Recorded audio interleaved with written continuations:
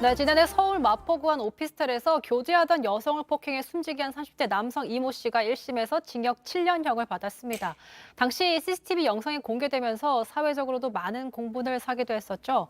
법원은 의도적으로 피해자를 살해하거나 살해 의도를 인정하기 어렵다며 판단 이유를 들었지만 딸을 잃은 어머니는 딸이 사망한 대가가 7년이냐며 검찰은 이사를 받아들여서 항소장을 제출한 상태입니다. 고 황희진 씨의 어머니 전화로 연결해서 얘기 들어보겠습니다. 어머니 나와 계시죠? 네. 네, 지난 6일에 1심 판결이 나왔습니다. 그 뒤로 좀 어떻게 지내셨어요?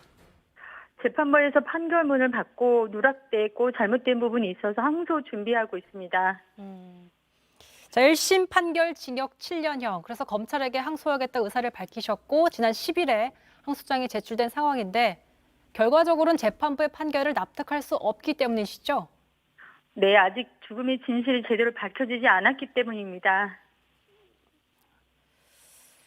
애초에 그러니까 살인이 아니라 상해치사로 기소가 됐는데 그래서 재판 중이라도 공소장을 변경하려고 노력하겠다 이런 얘기를 뉴스룸 인터뷰 중에 하신 적이 있습니다. 기억하시죠? 네. 여기에 대해서도 하실 말씀이 있으실까요?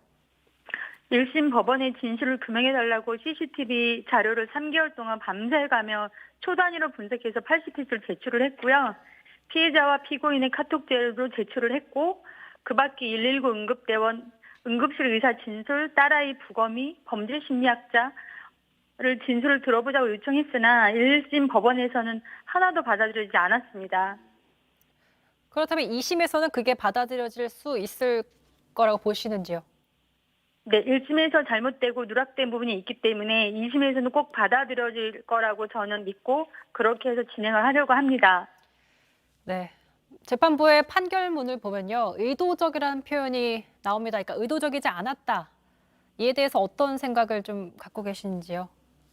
1심 법원에 제출한 카톡 내용과 CCTV 내용을 판사님들이 충분히 보셨다면 6번의 반복적인 머리 폭행이 있고 119에 거짓 신고가 있고 아무런 조치도 안 하고 골든타임을 놓쳐버리게 이리저리 딸아이를 끌고 다니고 그것도 모자라서 머리를 또 땅바닥에 떨어뜨리고 방치한 피고인에게 의도적이지 않다라고 하는 것은 저는 절대 이해를 할 수 없고 받아들일 수가 없습니다. 네, 목소리에서도 어머니가 얼마큼 감정적으로 힘드신지 좀 느껴지는데요. 그렇다면 어머니께서 사실 이렇게 분노한 이유가 단지 형량이 낮아서만은 아닐 것 같아요. 아이 사건은 처음부터 연인 간의 사고로 가볍게 진행됐고 경찰, 검찰, 법원이 CCTV를 좀 더 자세히 보셨다면 처음에 구속영장을 청구했다가 기각되지도 않았을 거고 그렇다고 하면 검찰이 상해치사로 기소를 안 했을 겁니다. 이 사건은 처음서부터 연인 간의 사건으로 가볍게 치러졌기 때문입니다. 네, 그래서 저희도 사실 데이트 폭력이라 이런 용어를 자제해서 사용하지 않고 있습니다. 자, 네. 지금 와서 사실 어떤 의미가 있겠느냐마는 피고인 이모 씨에게로부터 보도를 보니까 사과를 받지 않고 싶다. 네. 근데 당시 이제 대화를 나누거나 혹시 피고인에게 들은 말이 있을까요? 사과는 아이가 중환자실에 살아있을 때 했어야 하고 아이가 3주 동안 병원에 있을 때나 장례식장이나 한 번도 온 적이 없습니다. 그렇다면 마지막으로 어머니 꼭 네. 하고 싶으신 말씀이 있으시다면 뭐가 있을까요? 딸아이가 왜 죽음으로 엄마의 곁을 떠났는지 진실을 밝혀달라고 수없이 경찰과 검찰, 재판부에 요청을 했습니다.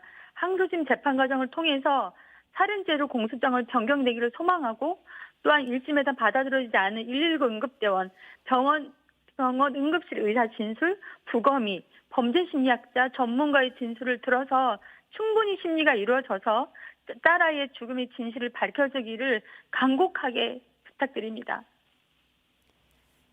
네. 날이 춥습니다. 어머니 마음 허하실 텐데 잘 추스리시길 바라겠고요. 지금까지 고 황예진 씨 어머니와 얘기 나눠봤습니다. 인터뷰 네, 고맙습니다. 감사드립니다.